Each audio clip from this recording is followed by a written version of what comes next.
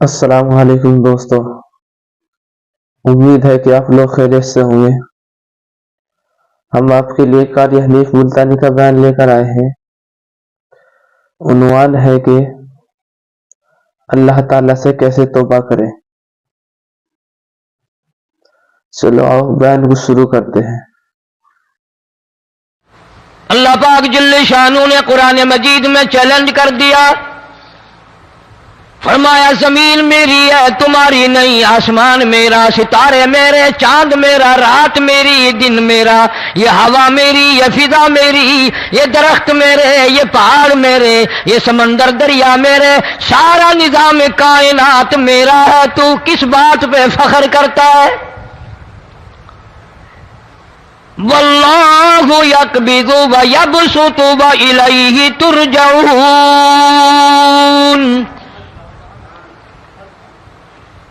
روزی کا گھٹانا بڑھانا میرے اختیار میں ہے، موت کا بھیجنا میرے اختیار میں ہے، یہ میری مرضی۔ مسجد میں موت بھیجوں، گھر میں موت بھیجوں، پانی میں غرق کر کے ماروں، کسی اور عذاب میں ماروں، میری مرضی۔ وَكَمْ أَهْلَكْنَا قَبْلَهُمْ مِنَ الْقُرُونِ، میری زمین پہ فساد نہ مچاؤ، عداوت نہ مچاؤ، بدماشی نہ پھیلاؤ، زناکاری نہ پھیلاؤ، ظلم و زیادتی نہ پھیلاؤ، ورنہ وہ بے نیاز ذات ہوں۔ میں پھر ملکوں افراد کی بات نہیں، خاندان کی بات نہیں، میں تو ملکوں کے نام و نشان مٹا دیا کرتا ہوں۔ فَأَخَذَتْكُمُ الصَّاعِقَةُ وَأَنْتُمْ تَنْظُرُونَ۔ جبریل امین نے چیخ ماری، قوم کے جگر پھٹ گئے، تمام لوگ ذلیل ہو کر کے مر گئے۔ قرآن کریم کہتا ہے موسیٰ علیہ السلام کی قوم نے عداوت کی، بدماشی کی، زمین پہ روگردانی کی، ان کا انجام دیکھو۔ لوط علیہ السلام کی قوم نے دنیا میں بدماشی پھیلائی، ان کا انجام دیکھو۔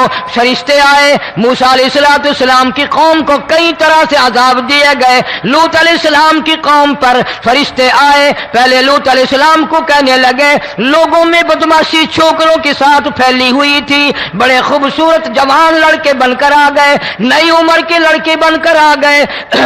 لوط علیہ السلام نے اپنی قوم کو سمجھایا، ان کے ساتھ برائی کا ارادہ نہ کرو، یہ میرے مہمان ہیں۔ دروازے توڑنے لگے، دیواریں گرانے لگے، فرمایا قال فما خطبکم ایھا المرسلون۔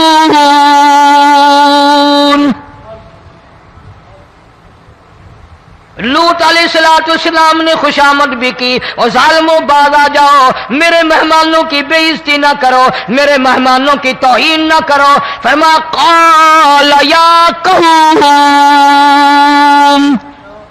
ان ہؤلاء بناتی ہن اطہر لکم فاتقوا اللہ۔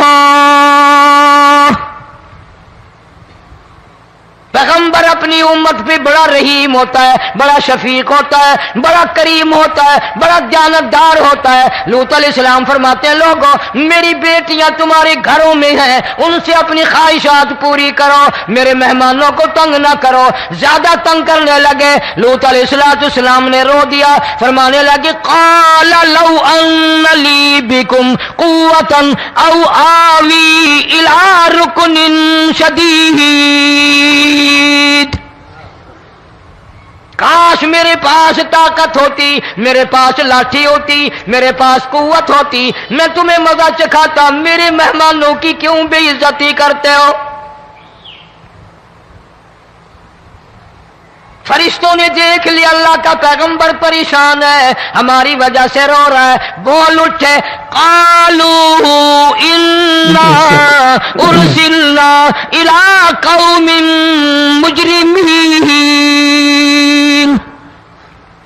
لوط علیہ السلام گھبراؤ نہ، ہم آدمی نہیں، ہم لڑکے نہیں، ہم چھوکرے نہیں، ہم تو فرشتے ہیں، انہیں آنے دو ہمارے پاس، اور آپ جلدی جلدی بستی سے نکل جاؤ، اپنے بچوں کو لے کر باہر نکل جاؤ۔ کیا کرو گے؟ فرمایا لِنُرْسِلَ عَلَيْهِمْ حِجَارَةً مِّن طِينٍ مُّسَوَّمَةً عِندَ رَبِّكَ لِلْمُسْرِفِينَ۔ ہم اس زمین کو کاٹ کر آسمان کی طرف لے جائیں گے، اوپر سے پتھر برسائیں گے، نوکدار پتھر آئیں گے، پتھروں پہ نام لکھے ہوئے آئیں گے، یہ فلانے گنڈے کو لگے، یہ فلانے بدماش کو لگے، جو لڑکوں کے ساتھ بدماشی کرتے ہیں یہ اس کو لگے، یہ اس کو لگے۔ آسمان کے قریب لے جا کر پوری بستی کی زمین کو پلٹ کر زمین پہ پھینک دیا جائے گا۔ کون سا گناہ آج ہم نے چھوڑ رکھا ہے؟ ہر دوسرا تیسرا آدمی شرک کی لعنت میں گرفتار ہے، بیٹے مانگنے کے لیے قبروں پہ مونڈھے پڑے ہیں، جھولیاں پھیلائے کھڑے ہیں، حاجت روائی کے لیے ان کو پکار رہے ہیں۔ اللہ فرماتے ہیں ان تدعوہم لا يسمعوا دعاءکم ولو سمعوا مستجابوا لکم ویوم القیامت یکفرون بشرککم ولا ینبئک مثل خبیر۔ فرمایا ظالمو اتنی بڑی زیادتی نہ کرو، وہ اللہ والا مر گیا، قبر میں تم نے خود دفن کیا، غسل تم نے دیا، کفن تم نے پہنایا، جنازہ تم نے خود پڑھا، کندھوں پہ تم اٹھا کر لے کے گئے، وہ بیچارہ غریب مر گیا، تم اب اس کے سامنے کھڑے ہو کر منتیں مانگ رہے ہو، تمہیں شرم نہیں آتی؟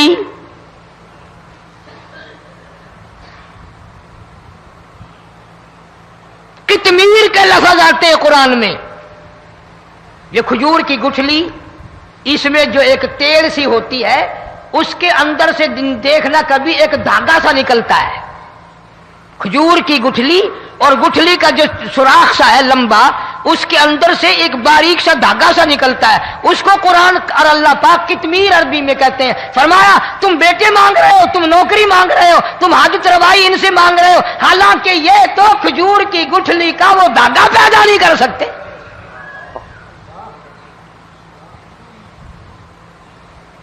شرک کتنا ہو گیا، بدعت کتنی ہو گئی، ہیرا پھیری، اچھے بھلے حاجی نمازی بھی بعد نہیں آتے۔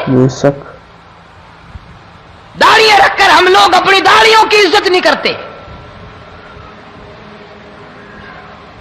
اب یہ خدا کا عذاب نہیں تو اور کیا ہے؟ کتنے لوگ ڈوب گئے، کتنے بچے ڈوب گئے، کتنا نقصان فصل کا، دانا، جانوروں کا گھاس، یہ علاقے کے علاقے کتنا لاکھ آدمی پریشان ہے۔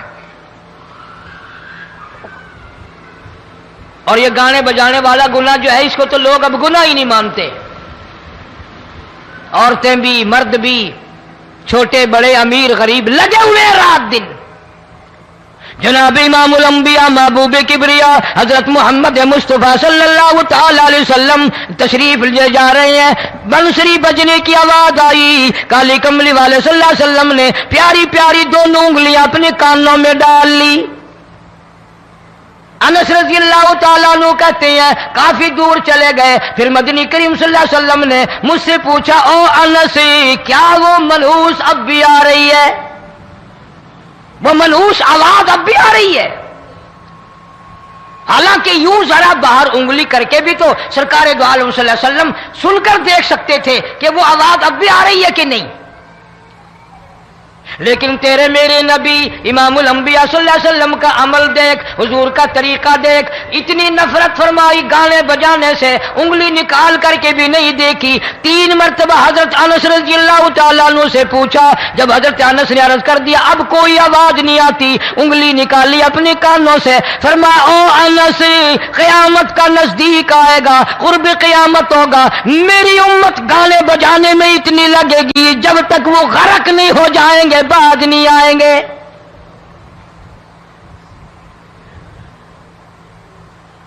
ارشاد فرمایا مدنی کریم صلی اللہ تعالی علیہ وسلم نے ایسے وقت میں پھر حال یہ بنے گا، مرتے وقت کلمہ نصیب نہیں، مرتے وقت قرآن کی تلاوت نصیب نہیں، استغفار توبہ کی توفیق نہیں، ادھر دم نکلے گا، ادھر موت کا جھٹکا لگے گا، ادھر کانوں میں یا منہ میں کنجری کا گانا ہوگا۔ بے شک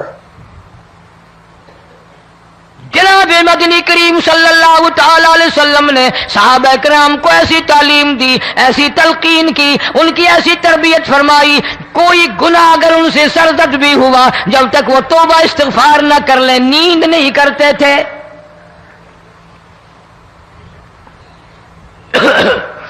معاذ سلمی رضی اللہ تعالیٰ عنہ صحابی ہے محمد عربی، سب کہہ دو صلی اللہ علیہ وسلم کا، گناہ ہو گیا، زنا ہو گیا، کیونکہ صحابی نبی نہیں ہوتا، وہ محفوظ ہوتا ہے، معصوم نہیں ہوتا۔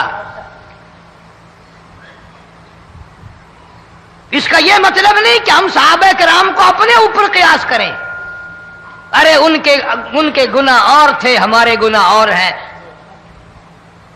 گناہ سرزد ہو گیا، کسی نے دیکھا نہیں، مخبری نہیں کی، کوئی پکڑ کے نہیں لایا، جمان خود آیا، مدنی کریم صلی اللہ تعالی علیہ وسلم کی خدمت میں آتا ہے، حاضر ہو کر کہتا ہے کالی کملی والے یا رسول اللہ صلی اللہ علیہ وسلم انتہرنی طہرنی، مجھے پاک کر دو، مجھے پاک بنا دو، مجھ سے گناہ ہو گیا، انی قد ہلکت، میں ہلاک ہو گیا، میں تباہ ہو گیا، میں برباد ہو گیا، میں مارا گیا، میرے منحوس قدم اس اللہ کی زمین پہ نہیں پڑنے چاہیے۔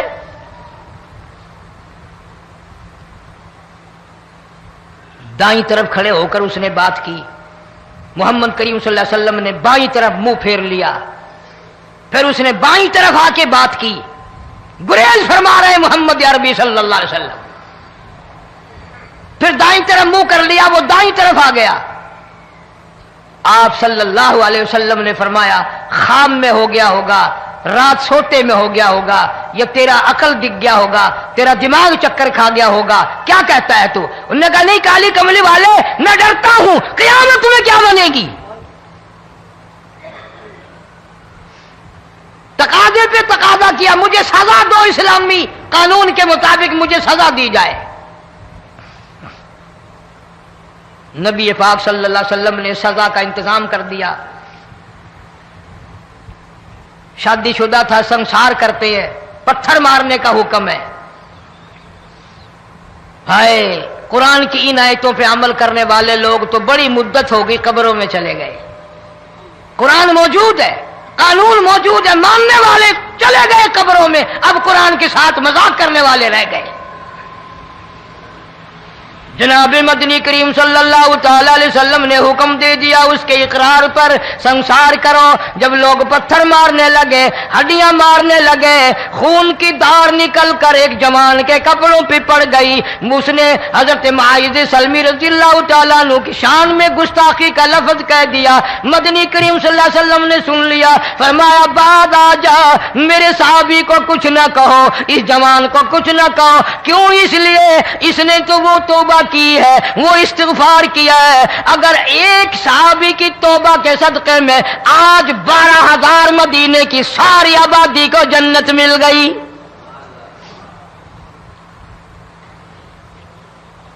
وہ گناہ کر کے پچھتایا کرتے تھے، ہم گناہ کر کے فخر کرتے ہیں۔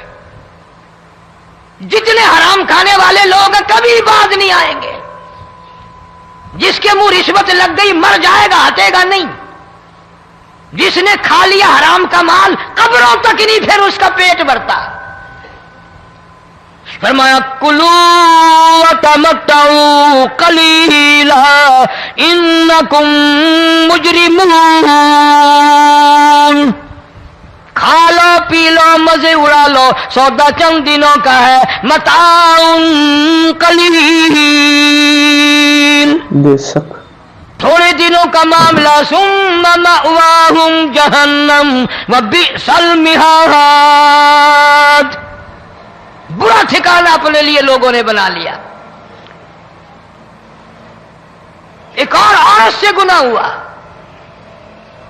خود حاضر ہوئی ہے محمد کریم صلی اللہ علیہ وسلم کے دربار میں، عرض کرنے لگی یا رسول اللہ مجھ سے گناہ ہو گیا، مجھ پر حد جاری کرو، مجھے قرآن والی سزا دو، اسلام والی سزا دو، ایمان یقین والی سزا دو، قیامت کے دن میں کس طرح بھگتاؤں گی، مجھ کو سزا دو تاکہ میں اپنے گناہ سے صاف پاک ہو جاؤں۔